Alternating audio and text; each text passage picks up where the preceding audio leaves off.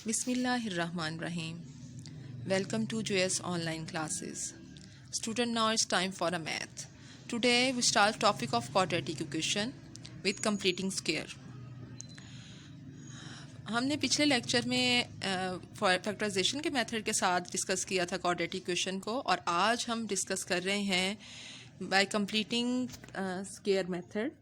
हम इसमें square method के कंप्लीटिंग स्क्वायर मेथड के अकॉर्डिंग हम क्वेश्चंस को सॉल्व करेंगे। और हमारे पास क्वेश्चन है 3 के पार्ट्स हैं, ए, डी, ई और एच पार्ट। क्वेश्चन नंबर 3 का ए पार्ट है एक्स स्क्वायर प्लस 2x। हमारे पास स्टैंडर्ड फॉर्म है उसकी क्वाड्रेटिक इक्वेशन की, a x square plus b x plus c. कुछ स्टेप्स हैं जिसको हम फॉलो करेंगे, उसके अकॉर्डिंग हम अपने क्वेश्चंस को सॉल्व करेंगे। अगर आप इन स्टेप्स को माइंड में रखोगे तो बहुत इजीली क्वेश्चन आपका सॉल्व हो जाएगा। फर्स्ट स्टेप हमारे पास क्या है कि कोफिशिएंट ऑफ लीडिंग आपके पास जो भी है सबसे हाईएस्ट पावर की जो है उसका लीडिंग कोफिशिएंट हमारे पास क्या है, ए, वो हमेशा हमारे पास 1 के इक्वल होना चाहिए। अब देखोगे अभी जो हम क्वेश्चन सॉल्व करेंगे उनका ऑलरेडी 1 के इक्वल है। इट मीन्स हमें उसको ये 1 के इक्वल करने की ज़रूरत नहीं पड़ती। कैसे करेंगे वो हम आगे डिस्कस करेंगे। फॉर एग्जांपल जो भी हमारे पास का कोफिशिएंट होगा हम उसको डिवाइड कर देंगे सबसे, तो वो ऑब्वियसली वो 1 के इक्वल आ जाएगा। बट हम इसको अभी डिस्कस नहीं कर रहे हैं। बेसिक हमारे पास यही है, हमने चेक करना है क्या हमारे पास लीडिंग कोफिशिएंट जो है वो 1 के इक्वल है। तो हमारे पास जो लीडिंग कोफिशिएंट ए है वो 1 के इक्वल है होना चाहिए। सेकंड स्टेप हमारे पास जो होगा वो है बी, मतलब बी है एक्स का कोफिशिएंट। एक्स का कोफिशिएंट जो बी है उसका हम हाफ का स्क्वायर लेके ऐड भी करेंगे और सब्ट्रैक्ट भी करेंगे। और थर्ड वन हम क्या करेंगे, अपने कंप्लीट स्क्वायर को कंप्लीट कर देंगे। फर्स्ट स्टेप हम देख रहे हैं, देखें हमारे पास ऑलरेडी 1 है तो x square plus 12x as it is रहा। बट हमारे पास जो 12x है यानी b हमारे पास क्या है 12 है, और उसका हाफ हमारे पास क्या हो गया है 6। उसका स्क्वायर को हमने ऐड भी कर लिया है और उसी के स्क्वायर को हमने सब्ट्रैक्ट भी कर लिया है। सेकेंड स्टेप हमारा फुलफिल हुआ। अब हमने यहाँ पर अपने इसको कंप्लीट किया है स्क्वायर को, ये सारी फॉर्म को। ये हमारे पास जो फॉर्म आ रही है एक्स का होल स्क्वायर, इस पर फॉर्मूला अप्लाई किया 2 इंटू एक्स हमारे पास क्या है x है, और b हमारे पास क्या आ रहा है ओनली 6।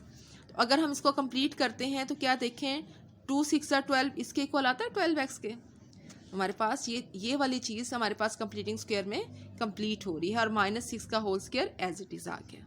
क्लियर हो गया आपको स्टूडेंट्स? बेसिक यही सब स्टेप है इसका कि आपने b जो है हमारे पास x का कोफिशिएंट b का उसका हाफ का स्क्वायर लेकर उसको आपने ऐड भी करना है और आपने उसको सब्ट्रैक्ट भी कर लेना है। और हमारे पास यहाँ पर पूरा हमारा स्क्वायर कंप्लीट हो गया है। और किसके हम इसको फॉर्म में लिख लेंगे, हमारे पास a प्लस बी का होल स्क्वायर होता है a square plus 2ab plus b का स्क्वायर।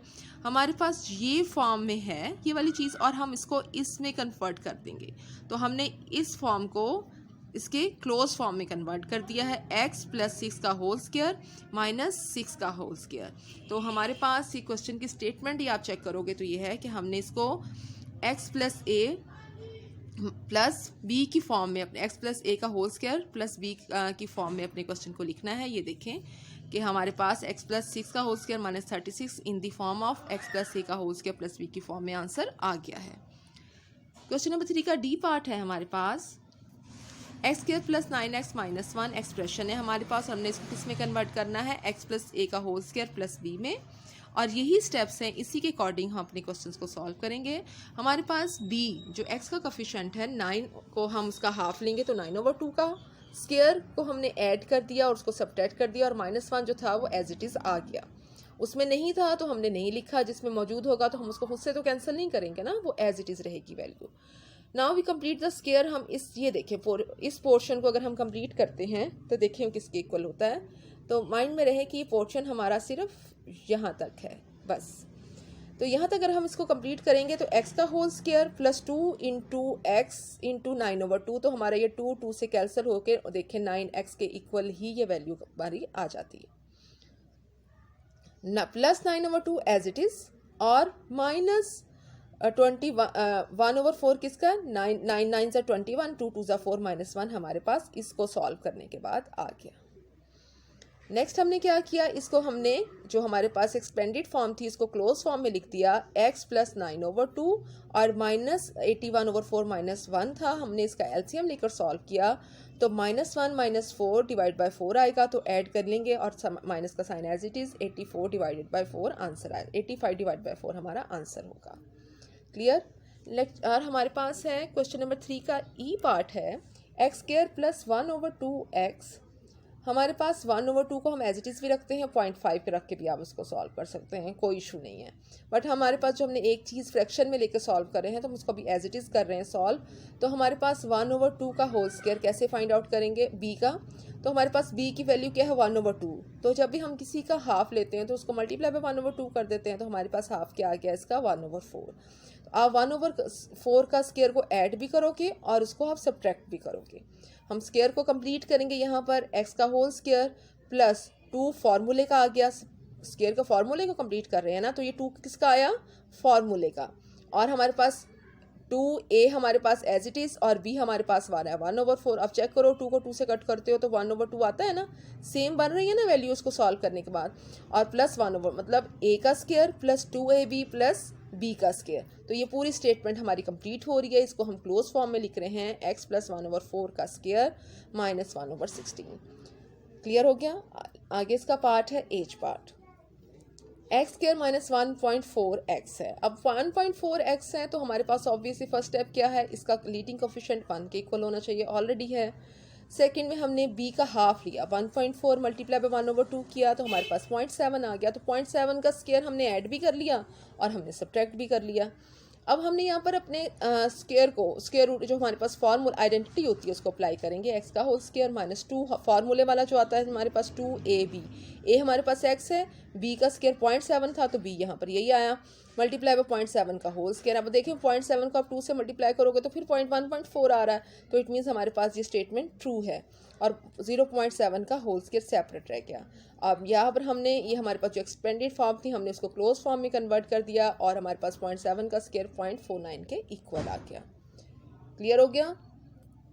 क्वेश्चन नंबर 4 है अब हमारे पास। अब ये क्वेश्चन नंबर 4 में भी कंप्लीटिंग स्क्वायर मेथड ही अप्लाई हो रहा है, बट यहाँ पर हमने प्रीवियस में क्वेश्चन नंबर 3 में डिस्कस किया है एक्सप्रेशन को।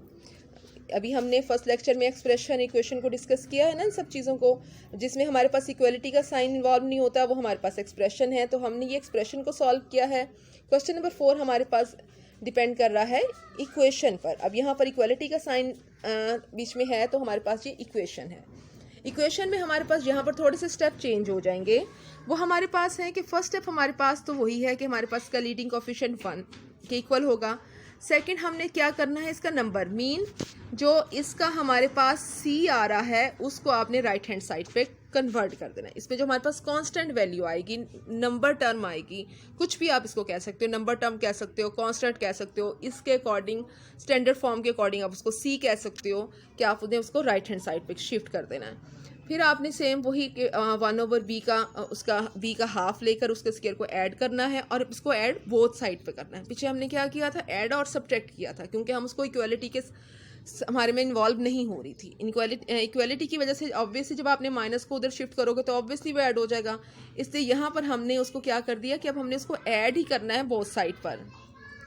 नेक्स्ट कंप्लीट का स्क्वायर करेंगे और हमारे पास अब इन्हीं स्टेप्स के अकॉर्डिंग हम इसको अब सॉल्व कर लेंगे। क्लियर हो गया। अब हमारे पास है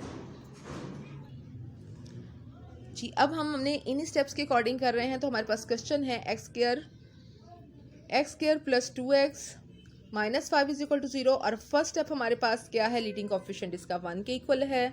सेकंड स्टेप हमारे पास क्या है, इसके नंबर टर्म जो है जो कि -5 है, कांस्टेंट वैल्यू है और जिसको हम c से डिनोट करते हैं उसको हमने शिफ्ट कर दिया है राइट हैंड साइड पर, तो वो -5 था वो +5 में कन्वर्ट हो गया।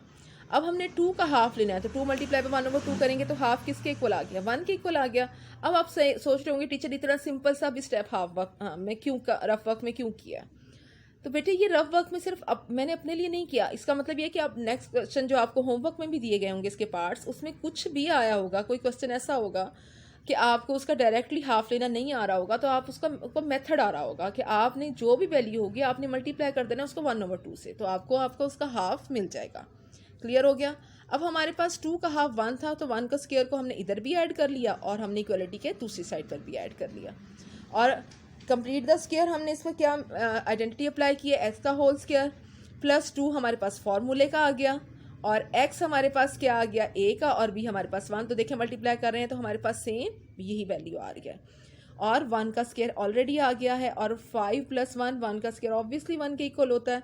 और यहाँ पर हमने एक्सपेंडेड फॉर्म को क्लोज फॉर्म में लिख दिया है, x + 1 का whole square is equal to 6 है।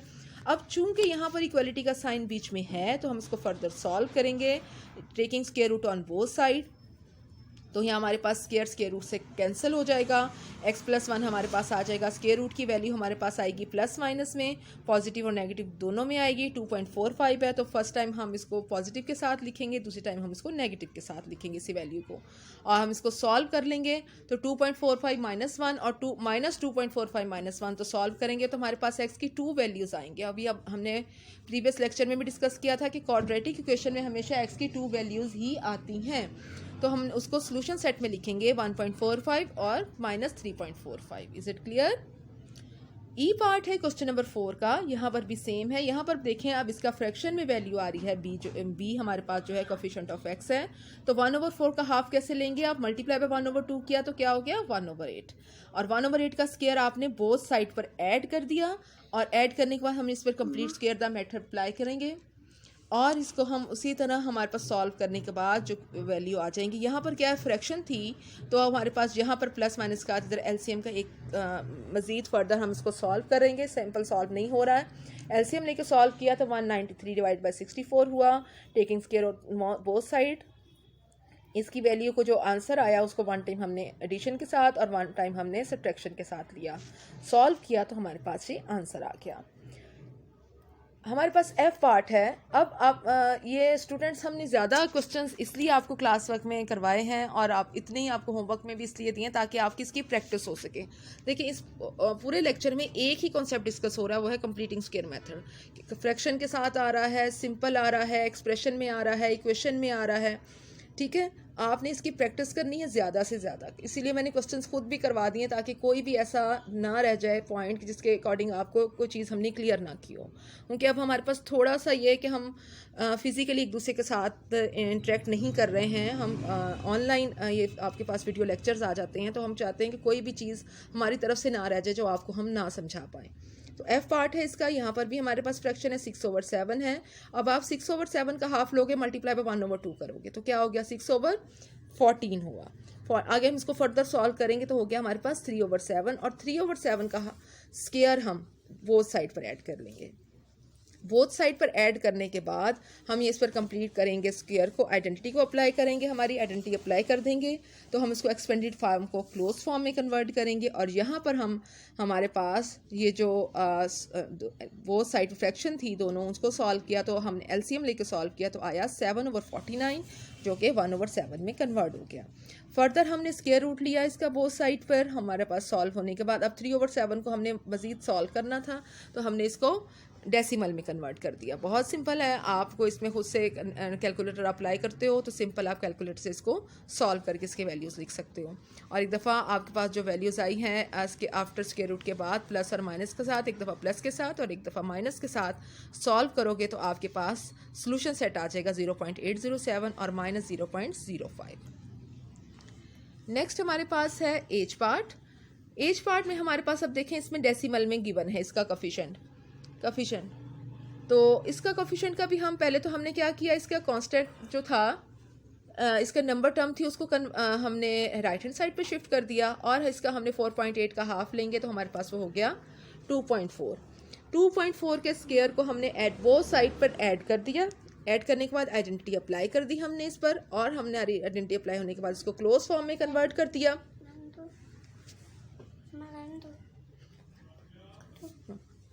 तो हमने इस पर आइडेंटिटी अप्लाई कर दी और हमारे पास 3.76 आ गए, taking square root on both side.